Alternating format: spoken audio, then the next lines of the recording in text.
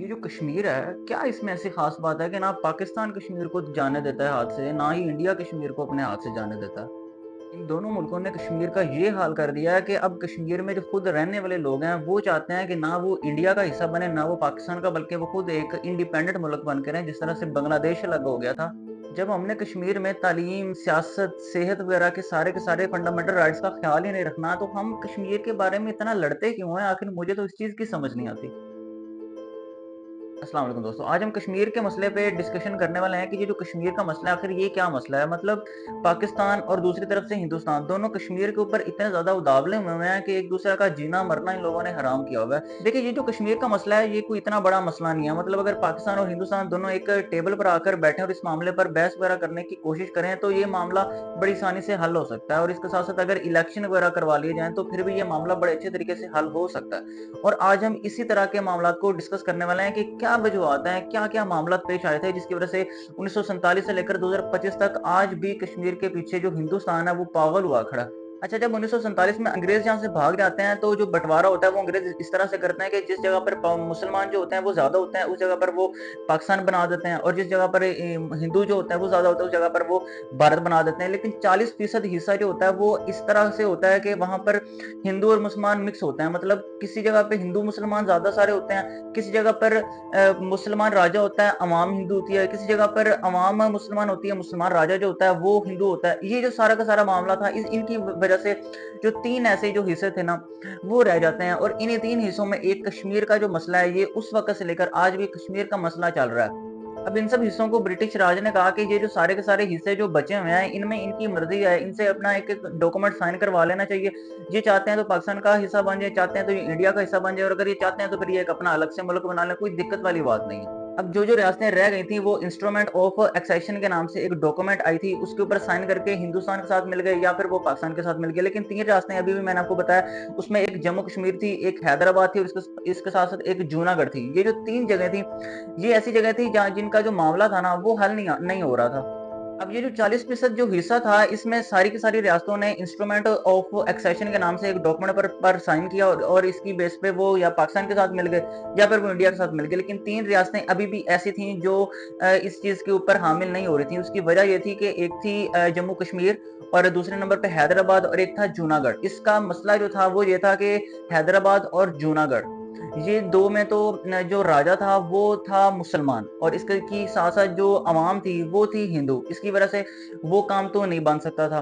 और जो जम्मू कश्मीर था, उसका जो राजा था वो था हिंदू, और इसकी जो अवाम थी वो 70% जो इसकी अवाम थी वो मुसलमान थी। इसकी वजह से इनके ऊपर ना, इन 3 के ऊपर मामला जो थे वो ज़रा कठिन हालात की तरफ जाना शुरू हो गए। जूनागढ़ का जो एरिया है वो इंडिया की बिल्कुल बॉटम साइड पे आता है, और जूनागढ़ का जो राजा था वो था मुसलमान। अब उसने मुसलमान होने की वजह से अपना जो इलाका था, जो अपना एरिया था, वो दे दिया पाकिस्तान को। लेकिन इसी वजह से हम देखते हैं कि पाकिस्तान जब भी अपना नक्शा दुनिया पे ज़ाहिर करता है, तो पाकिस्तान का एक नक्शा तो होता है, साथ इंडिया की तरफ भी बॉटम पे जो एक ग्रीन कलर की आपको लाइन नज़र आती है, जो वो नक्शा है, वो जूनागढ़ का एरिया, वो भी पाकिस्तान अपने साथ कंसीडर करता है, वो जूनागढ़ का एरिया इस वजह से पाकिस्तान अपने साथ रखता है। लेकिन दूसरे नंबर पे जो बात आती है हैदराबाद की, हैदराबाद का ये मसला था कि ना, हैदराबाद में चारों तरफ इंडिया लगता था, क्योंकि हैदराबाद ये हिंदुस्तान के नक्शे के बिल्कुल बीचों-बीच में था। अब हैदराबाद चाहता तो यही था कि वो पाकिस्तान का हिस्सा बने, लेकिन जियोग्राफिकली तौर पर ऐसा हो नहीं सकता था, क्योंकि इंडिया भी ये चीज़ बर्दाश्त नहीं कर सकता कि इंडिया के बीचों-बीच पाकिस्तान का भी एक अलग मुल्क हो। इस तरह से ना मामला जो थे वो खराब होने लग जाते हैं। जो अब डर की वजह से जो हैदराबाद का जो बादशाह था, वो अपना ना चाहते हुए जो अपना साइन था वो इंडिया के साथ कर देता है, और वो इंडिया के साथ मिल जाता है। 2 एरियाज़ का तो मसला हल हो गया। तीसरा जो एरिया था, उसका मसला ये था कि जो राजा हरि सिंह था वो कश्मीर का बादशाह था।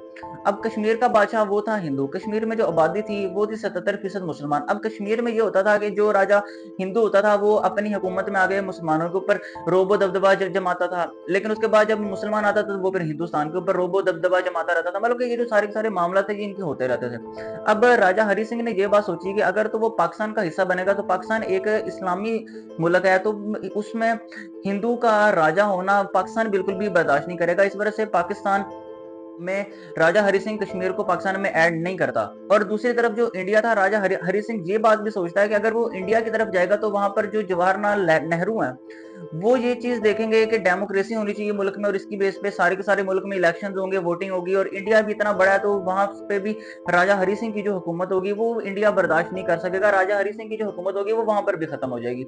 इस वजह से दोनों तरफ से जो राजा हरि सिंह था वो फंसा हुआ था। इस वजह से राजा हरि सिंह ने ये बात सोची कि वो जो जम्मू कश्मीर है उसको एक इंडिपेंडेंट कंट्री के तौर पर लेकर आएगा, इस तरह से उसकी जो गद्दी होगी, उसकी जो सीट होगी वो बची रहेगी।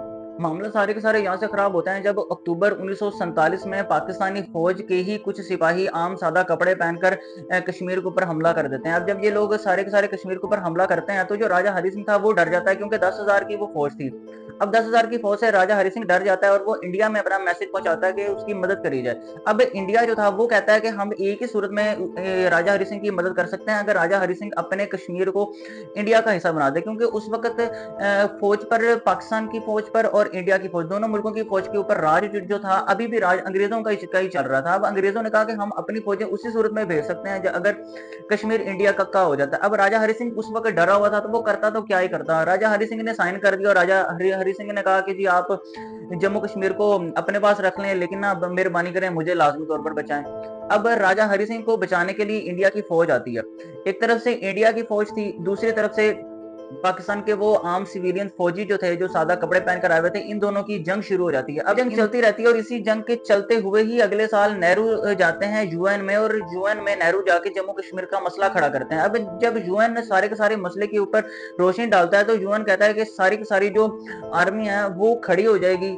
पाकिस्तान जो है, पाकिस्तान ने जितना का जितना अपने ऊपर कब्जा कर लिया वो कर लिया, पाकिस्तान अब पीछे हट जाएगी, और इंडिया जो है उसकी जो फौजें होंगी वो भी पीछे हट जाएंगी। और उसके बाद जो कश्मीर की जो अपनी आवाम होगी वो तय करेगी कि वो पाकिस्तान का हिस्सा बनना चाहती है, इंडिया का हिस्सा बनना चाहती है, या फिर वो एक अलग अपना इंडिपेंडेंट मुल्क बनाना चाहती है। अब ये जो सारी की सारी बात है, ये जो हम एलओसी की बात करते हैं, लाइन ऑफ कंट्रोल है, ये उसी वक्त से लाइन ऑफ कंट्रोल आई हुई है, क्योंकि उस वक्त उस लाइन ऑफ कंट्रोल से पहले पहले जो कश्मीर का हिस्सा था वो पाकिस्तान ने अपने कब्जे में कर लिया हुआ था। और उसके बाद जो लाइन ऑफ कंट्रोल से आगे जो बात जो जगह जाती है, जिसको हम इंडिया वाले जो है वो पाकिस्तान ऑक्युपाइड कश्मीर का नाम देते हैं, वो जो जगह सारी की सारी है वो पाकिस्तान के हिस्से में आती है।